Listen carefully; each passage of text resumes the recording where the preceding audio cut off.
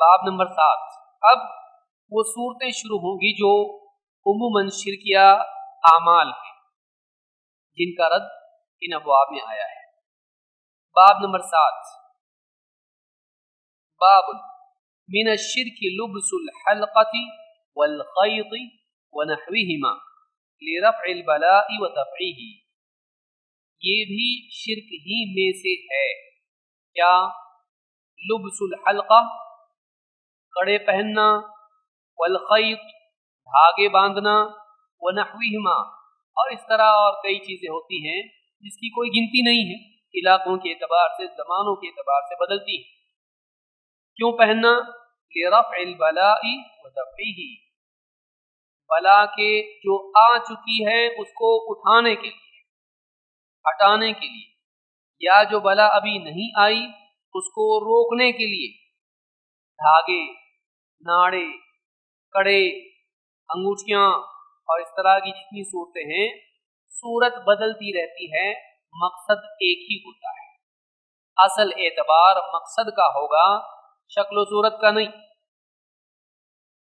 कोई आदमी कल को कोई और बुत, नबी सल्लल्लाहु अलैहि वसल्लम के ज़माने में जो बुत थे उनसे हट के नया बुत बना ले, एक नया बुत बना ले, कंप्यूटर ही को पूजने लगे, तो कोई आदमी कह सकता कि भाई जो भी शिर्क है वो उन्हीं चीज़ों में होता है, एक नई चीज़ लिए शिर्क नहीं मानेंगे इसको। नहीं, शक्ल बदल गई लेकिन मकाम क्या दिया उसने? माबूद का।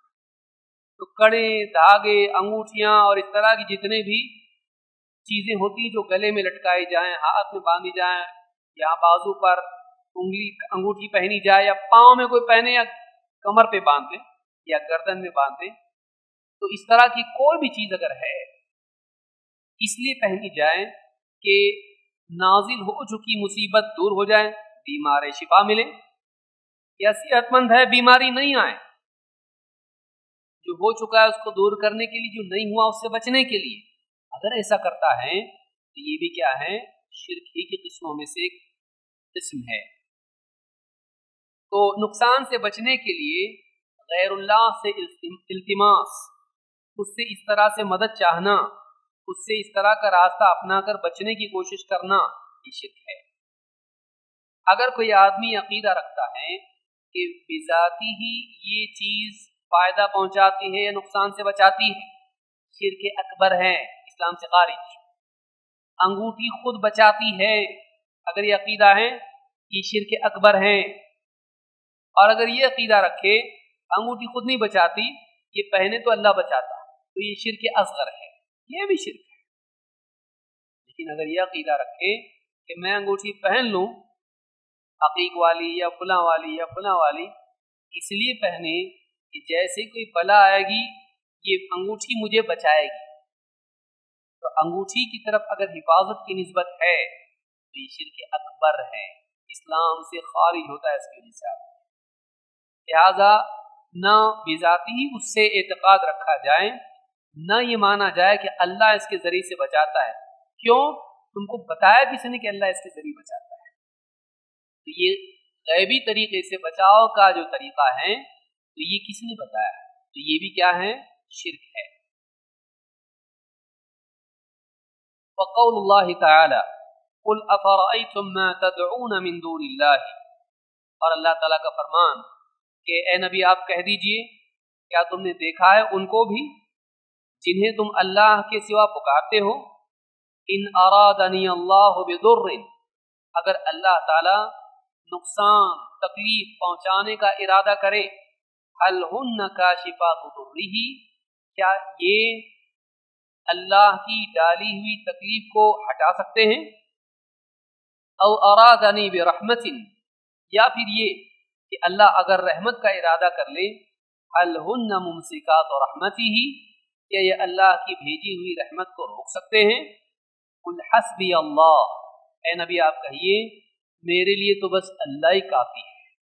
कुल हस्बी अल्लाह, अलैहि यतवक्कलुल मुतवक्किलून, उसी पर भरोसा करने वाले भरोसा करते हैं, उसी पर तवक्कुल करने वाले तवक्कुल करते हैं। अल आया अज़्ज़ुमर आयत नंबर 38। इस आयत से बात मालूम होती है कि तकलीफ और राहत अल्लाह की तरफ से आती है। जो मुसीबत अल्लाह डाले उसे अल्लाह ही हटा सकता है। अल्लाह की डाली हुई मुसीबत को कोई और दूर नहीं कर सकता। और अल्लाह अगर किसी बंदे के साथ खैर का, अता का, एहसान का इरादा करें, उस पर अल्लाह की तरफ से रहमत अल्लाह ताला नाजिल फरमाए, सारी कायनात में कोई नहीं जो उसे रोक सके। जब ऐसा है तो किसी और से क्यों मांगे?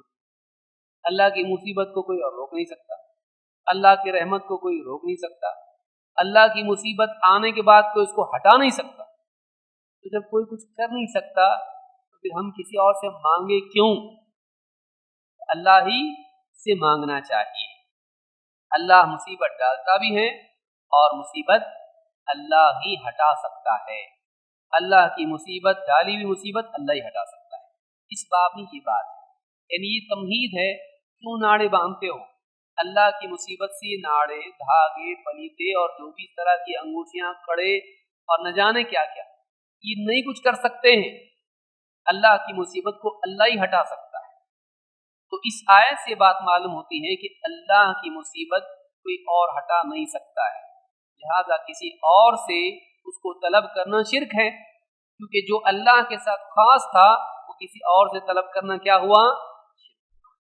तो लिहाजा इस तरह से इन चीज़ों से फ़ायदा उठाना ये शिर्क है।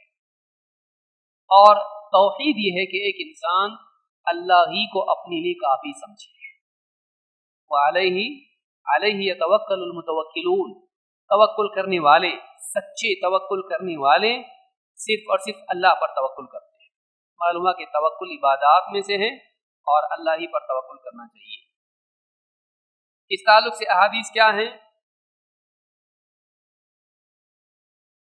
एक हदीस अन इमरान इब्न हुसैन रदियल्लाहु अन्हु, इमरान इब्न हुसैन रदियल्लाहु तआला अन्हु से रिवायत है, अन्न नबी सल्लल्लाहु अलैहि वसल्लम रअा रजुलन फी यदिही हल्क़तुम मिन सुफ्रिन, अल्लाह के नबी सल्लल्लाहु अलैहि वसल्लम ने एक शख्स को देखा, उसके हाथ में एक हल्का, कड़ा या गोल कोई चीज पड़ी हुई थी।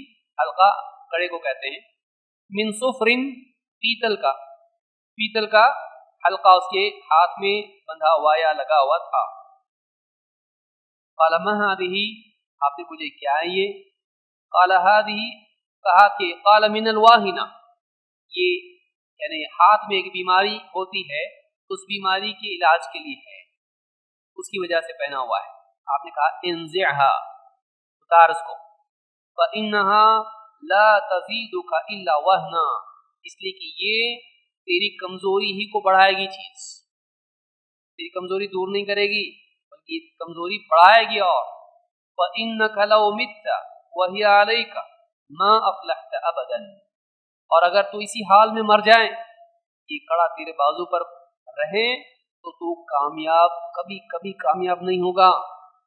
इस हदीस को इमाम अहमद ने रिवायत किया है और शेख मोहम्मद इब्न अब्दुल वहाब कहते हैं रवाहु अहमद बिसनदिन ला बअस बिही, इमाम अहमद ने इसको एक ऐसी सनद से रिवायत किया है जिसमें कोई हरज नहीं है।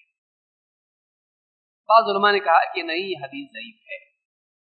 शेख अल-अलबानी ने अब-दईफ़ा में हदीस नंबर 1029 पर 1029 और कहा कि हदीस ज़ईफ है, इसलिए कि इसमें दो इल्लतें हैं, दो कमजोरियां हैं। एक, मुबारक इब्न फदाला एक रावी है जो मुदल्लिस है और उसने यहाँ पर अन से रिवायत की है। मुदल्लिस वो है जो दरमियान से एक वास्ता हज़्फ़ करके ऐसे रावी से रिवायत करे कि जिससे उसके दौर में मौजूद हो या मुलाकात भी हुई हो, लेकिन वो हदीस उसने सुनी ना हो, तो ये रिवायत इस एतबार से मुनक़ते है, मुदल्लस। और हसन और इमरान इब्न हुसैन के दरमियान इनक़िता है। हसन बसरी ने इमरान इब्न हुसैन रज़ी अल्लाह तआला से रिवायत नहीं सुनी है और ये रिवायत उन्हीं से आई है। तो सनद के एतबार से हदीस ज़ईफ़ है, लेकिन बात इसमें यही है कि कड़ा पहनना फ़ायदामंद नहीं है, जो कि दूसरी दलीलों से बात वाज़ेह होती है और भी आएगी हदीस। इसी तरह से कहते हैं कि वलहु, यानी इमाम अहमद ही से रिवायत है, अन उक़बत इब्न आमिर रज़ियल्लाहु अन्हु मरफ़ूअन, एक और सहाबी उक़बा इब्न आमिर रज़ी अल्लाह तआला अन्हु से भी मरफ़ूअन एक रिवायत आई है। मरफ़ूअन जो नबी सल्लल्लाहु अलैहि वसल्लम का नाम लेकर आपका कौल या अमल जिक्र किया जाए तो ऐसी रिवायत को मरफ़ू कहते हैं। क्या हदीस है? मन तअल्लक़ तमीमतन फला अतम्म अल्लाहु लह, जो आदमी तमीमा लटकाए अल्लाह उसके काम को पूरा न करे। वमन तअल्लक़ वदअतन फला वदअ अल्लाहु लहु, और जो आदमी वदअ, जो समंदर में से सीपी गूंगे और न जाने क्या क्या निकलता है वो बांधते हैं लोग, तो वो लटकाए तो अल्लाह ताला उसके काम को उसको सुकून न दे। फला वदअ अल्लाह, वदअ के माना सुकून इत्मीनान के होते हैं, कामयाबी के होते हैं।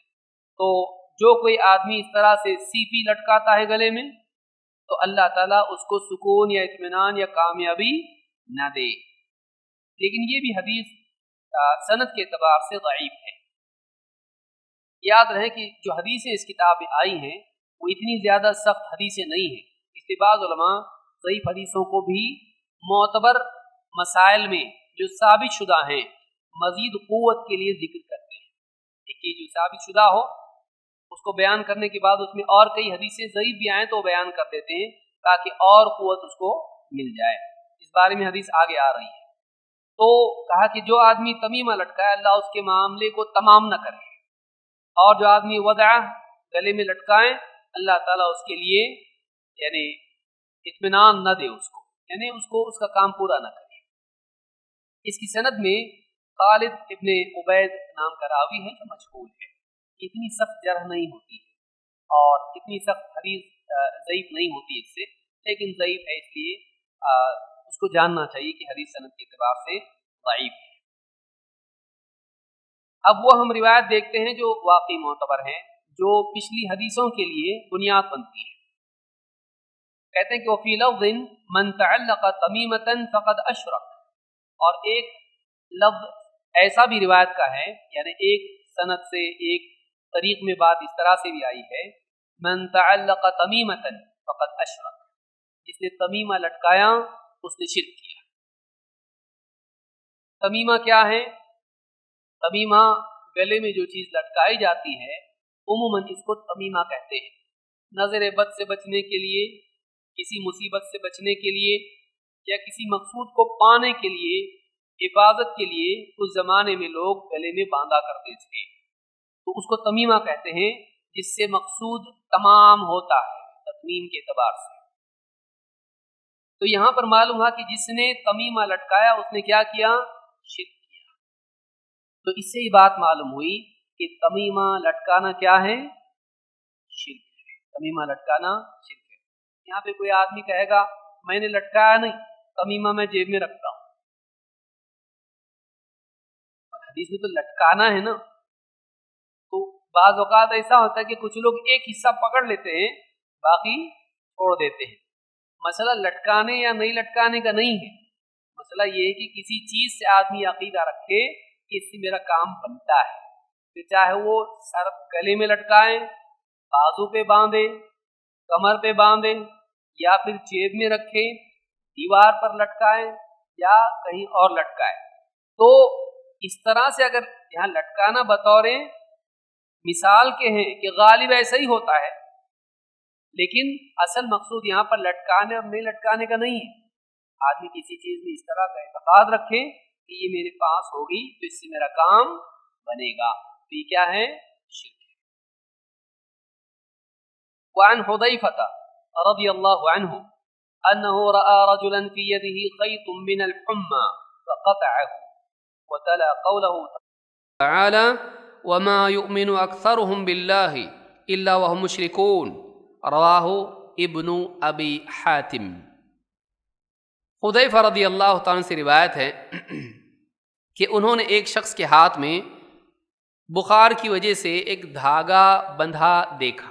नाड़ा, दरगाहों पे लोग क्या करते हैं? नाड़ा रात भर रखते हैं, पावर आने के लिए अंगूठी कड़े रात भर रखते हैं। दरगाह में अंदर रहते सब दरवाजे बंद हो जाते हैं, अंदर सब रख देते हैं, रात भर उसमें क्या आता है? पावर। अब उसके बाद में उसको बांधते हैं, पहनते गले में। अभी समझते हैं कि अब क्या होगा? حفاظت ہوگی، کام بنے گا، بچہ ہوگا، جاب ملے گا، جو مراد ہوگی پوری ہوگی۔ ہمارے ایک آدمی اسی لے کے بیٹھا ہوا تھا انگوٹھیاں، تو ہم لوگ بیٹھے اس کے پاس، بولے یہ انگوٹھی سے سب ہو جاتا؟ بولے لکھ کے لگایا ہوا تھا اس انگوٹھی کو پہنیں گے آپ کی ساری مرادیں پوری۔ مسجد کے باہر ہی بیٹھا ہے، اب ہم لوگوں کو برداشت نہیں ہوا، بیٹھے اس کے بعد بولے اس سے پوری مرادیں پوری ہوتی؟ بولے آپ کی انگوٹھیاں کیوں نہیں بکی اب تک؟ ایک آپ پہن لیتے، اتنی ساری لے کے بیٹھے، ڈھیر ساری، کئی دنوں سے لے کے گھوم رہے، بکری نہیں آپ کی، تو ایک مراد آپ کی بھی ہو جاتی نا پوری اگر پہن لیتے تو، کہ بک جائے، لیکن نہیں بکی، تو اس آدمی کی مراد پوری نہیں ہوتی ہے، اور آپ چاہ رہے ہیں کہ آپ کی مرادیں پوری ہوں۔ پھر اس سے ہم نے پوچھا کہ ایک آدمی بے نمازی ہے، شرابی ہے اور بہت برائیاں کرتا ہے، تو یہ انگوٹھی اس کو پہنا دیں گے تو وہ سدھر جائے گا، نمازی بن جائے گا، شراب چھوٹے گی، وہ آدمی غنڈہ گردی چھوڑ دے گا؟ تو اس کی پیشانی پہ پسینہ آ گیا ایک دم، کہنے لگا اس کو تھوڑا سمجھانا پڑے گا، یعنی یہ انگوٹھی ہدایت نہیں دیتی، اور کھانا پینا، کپڑا، سارا پیسہ، اللہ سے غافل کرنے والی ساری چیزیں دیتی ہیں، اور دنیا کی حاجتیں دیتی ہیں۔ اصل حاجت جو سورۃ الفاتحہ میں ہر رکعت میں مانگنے کی چیز ہے، اہدنا الصراط المستقیم، وہ ہدایت نہیں دیتی۔ تو اصل جو انسان کی نجات کے لیے ضروری ہے ہدایت، اس انگوٹھی سے وہ نہیں ملتا، سمجھانا پڑے گا، لیکن کام کو جانا نہیں پڑے گا، ڈاکٹر کے پاس جانا نہیں پڑے گا، دوسری کچھ نہیں، اس سے سب پورا ہو جاتا ہے۔ اصل میں بات موٹی موٹی، سیدھی سیدھی، سادہ سادہ ہوتی ہے، لیکن امیدیں انسان کو اندھا کر دیتی ہیں۔ اندھا کیوں ہوتا آدمی؟ انسان کے جب دل میں تمنا کا غلبہ ہوتا ہے تو پھر وہ چھوٹی چھوٹی چیزوں سے بھی بڑی بڑی امیدیں لگا لیتا ہے، کاش کہ اس سے ہو جائے۔ تو اس طرح سے لوگ امیدوں کی وجہ سے دھوکہ کھاتے ہیں، امید کی وجہ سے دھوکہ کھاتا ہے۔ لاٹری والے کیوں دھوکہ کھاتے ہیں؟ جوئے والے کیوں دھوکہ کھاتے ہیں؟ شاید اس مرتبہ میرا نمبر لگ جائے۔ ریس والے کیوں؟ اس مرتبہ میرا گھوڑا آگے آ جائے۔ تو گھوڑا نہیں، وہ گدھا بن کے گھر کو لوٹتا ہے، سارے پیسے جتنے تنخواہ کے تھے سب اس میں ضائع کر دیے۔ امید، یہ امیدیں ہیں جو انسان کو اندھا کر دیتی ہیں، اور ایسے کام اس سے کرواتی ہیں جو عقل بتا رہی ہوتی کہ نہیں یہ غلط بات ہے، یہ بکواس ہے یہ، لیکن امید انسان کو اندھا کر دیتی ہے۔ آدمی امیدوں کے پیچھے اندھا نہیں ہو، اگر باندھنا ہی امید، اللہ سے باندھنا۔ اگر امید باندھنا ہے تجھ کو، ایسی جگہ باندھ امید، ایسے سے لگا امید جو کبھی دھوکہ نہیں دیتا، اس سے امید کیوں نہیں لگاتا؟ یہ انگوٹھیوں سے، دھاگوں سے، ناڑوں سے امید لگاتا جو 50 پیسے میں 1 روپے 2 روپے میں مل جاتے؟ ایسا کیا آ گیا اس کے اندر کہ تیرا مسئلہ حل ہوگا؟ تو یہ بات یاد رکھنے کی ہے، یہ شرک ہے کہ ایک آدمی اس طرح سے لٹکائے۔ حذیفہ رضی اللہ تعالیٰ نے ایک آدمی کے ہاتھ پر دھاگا دیکھا جو بخار کی وجہ سے شفا کے لیے اس نے پہن رکھا تھا، کاٹ ڈالا انہوں نے اس کو، دھاگا توڑ ڈالا، کاٹ ڈالا، نکال ڈالا اس کو۔ وَتَلَا قَوْلَهُ تَعَالَى وَمَا يُؤْمِنُ أَكْثَرُهُمْ بِاللَّهِ إِلَّا وَهُمْ مُشْرِكُونَ۔ ان کی اکثریت کا حال یہ ہے کہ وہ اللہ پر ایمان لاتے ہیں، اللہ پر ایمان تو لاتے ہیں لیکن پھر بھی مشرک ہیں۔ رواہ ابن ابی حاتم نے اس کو روایت کیا ہے، بلکہ اس روایت کو ابن ابی حاتم نے اس کا نمبر ہے 12884۔ ابن ابی حاتم کی تفسیر ہے، تفسیر ابن ابی حاتم، اس میں انہوں نے اس کو ذکر کیا سورہ یوسف کی تفسیر میں۔ اسی طرح سے ایک اور روایت ہے جس کو ابن ابی شیبہ نے روایت کیا ہے۔ حذیفہ رضی اللہ عنہ کہتے ہیں، ان سے روایت ہے کہ دخل علی علی رجل یعودہ، حضرت علی رضی اللہ تعالیٰ عنہ ایک شخص کے پاس گئے اس کی عیادت کے لیے۔ فوجد فی عضدہ خیطا، اس کے بازو پر ایک دھاگا بندھا دیکھا۔ فقال ما ھذا، پوچھا کیا ہے؟ قال خیط رقی لی فیہ، یہ دھاگا ہے، ناڑا ہے جس میں دم کیا گیا ہے، دم کا ناڑا ہے یہ۔ فقطعہ، حضرت علی نے اس کو توڑ دیا اس دھاگے کو۔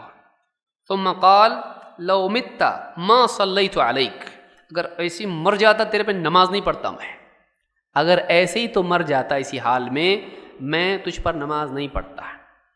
تو اس روایت کو امام ابن ابی شیبہ نے روایت کیا ہے، جلد 5 صفحہ نمبر 427۔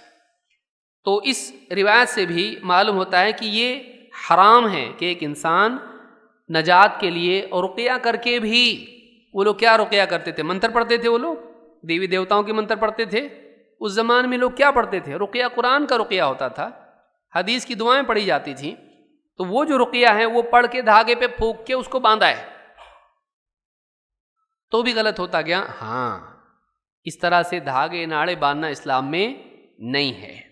تو اس حدیث سے کئی باتیں معلوم ہوتی ہیں۔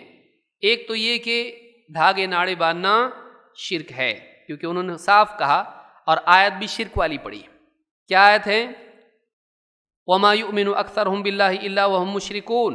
ان میں سے اکثر کا حال ہے عربوں کا، مکہ والوں کا، کہ یہ اللہ پر ایمان تو رکھتے ہیں لیکن پھر بھی شرک کرتے ہیں۔ معلوم ہوا کہ ایسا ایمان مفید نہیں، اللہ پر ایسا ایمان فائدہ مند نہیں جس میں شرک کی ملاوٹ ہو، کیونکہ ان کی برائی کی جا رہی ہے یہاں پر، تعریف نہیں۔ کتنے اچھے لوگ ہیں، دیکھو شرک کرتے لیکن پھر بھی اللہ پہ ایمان لاتے، ایسا ہے؟ ہاں، آیت کیسی ایسی ہے کہ چلو شرک ہی کرتے لیکن اللہ پہ ایمان تو رکھتے نا۔ آج ایسے ہی بولتا نا مسلمان، بھئی اللہ کو تو مانتا نہ ہو، پھر کیسا بولے اس کو شرک کرتا؟ تو شرک کرتا کر کے تو بولے شرک کرتا ہو، اللہ پہ ایمان رکھ کے بھی شرک کرتا ہے۔ تو یہاں پر کیا کہا گیا؟ ان میں سے اکثر لوگ اللہ پر ایمان لانے کے باوجود شرک کرتے ہیں۔ یہ آیت مشرکین کفار کے لیے ہے، انہوں نے ایک مسلمان پر پڑھی آیت۔ معلوم ہوا کہ اس میں الا وہم مشرکون میں شرک اکبر اور شرک اصغر دونوں داخل ہیں۔ تو اگر کوئی آدمی شرک اصغر بھی کرے تب بھی اس آیت کا اطلاق اس پر ہوتا ہے، کیونکہ چھوٹا شرک تو کر رہا نا تو۔ اللہ نے یہ تو نہیں کہا کہ اس طرح سے چھوٹا شرک بڑا شرک، تو ان کے بڑے شرک کی آیت کا اطلاق چھوٹے شرک پر بھی کیا جا سکتا ہے۔ بعض لوگ کہتے ہیں نا آپ لوگ مشرکین کی آیتیں مسلمانوں پہ فٹ کر رہے، تو یہ صحابی کیا کر رہے ہیں؟ حذیفہ رضی اللہ تعالیٰ کیا کر رہے ہیں؟ جو آیت مشرکین کے بارے میں نازل ہوئی ہے اس کو کس پر پڑھ رہے ہیں؟ مسلمان کے سلسلے میں پڑھ رہے ہیں۔ معلوم ہے یہ غلط نہیں ہے، ہاں اس کو مشرک قرار نہیں دیا، لیکن وہی چیز جو ان کی بیماری ہے تیرے اندر اگر ہے تو کہیں نہ کہیں وہ اثر تیرے پاس بھی، تیرے اندر بھی آیا ہے، تو اس لیے انہوں نے اس کو ذکر کیا وہاں پر۔ اور شرک اکبر کی آیات سے شرک اصغر پر استدلال کیا جا سکتا ہے۔ شرک اصغر کے رد میں وہ آیت پیش کی جا سکتی ہے جس میں شرک اکبر ہے، جیسا کہ یہاں پر ہے، تو اس میں کوئی حرج نہیں ہے۔